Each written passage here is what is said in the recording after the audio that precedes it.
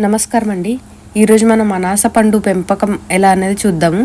మనం మార్కెట్ నుంచి కొనుక్కొస్తాం కదా, ఆ కొనుక్కొచ్చిన తర్వాత పైనాపిల్ పైన భాగాన్ని కట్ చేసి పడేయకుండా భూమిలో పాతిపెట్టి దానికి కొంచెం ప్లేస్ ఎక్కువగా ఉన్న చోట మరియు ఎండ బాగా తగిలే చోట పాతి పెట్టుకోవాలి. అండ్ దానికి రోజు నీళ్ళు కూడా పోయాల్సి ఉంటుంది. దీన్ని చాలా ఓపికగా పెంచాలన్నమాట ఈ మొక్కని. ఎందుకంటే ఇది పెరిగి మొత్తం కాయడానికి రావడానికి 2 నుంచి 3 సంవత్సరాలు పట్టే అవకాశం ఉంటుంది. నాకు కూడా 2.5 సంవత్సరాలకి ఈ కాయ అనేది వచ్చిందనమాట. దీన్ని నేను మా ఇంట్లోనే ఎటువంటి మందులు లేకుండా పెంచాను. అండ్ దీనివల్ల ఉపయోగం మనం చూసుకున్నట్టయితే దీంట్లో విటమిన్ సి క్వాంటిటీ ఎక్కువ ఉంటుంది. అండ్ పైనాపిల్ ఒక ఇమ్యూనిటీ బూస్టర్ కింద, అంటే రోగనిరోధక శక్తిని కూడా బాగా పెంచుతుంది. దీంట్లో చాలా న్యూట్రియంట్స్ ఉంటాయి.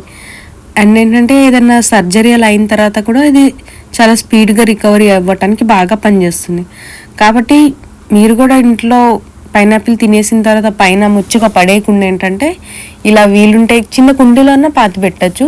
కాకపోతే దానికి ఎండ నీరు అనేది బాగా ఉండాలి. రెండో దానికి స్పేస్ తగిలే చోట పెట్టుకుంటేనే ఇది అనేది పెరగటం జరుగుతుంది.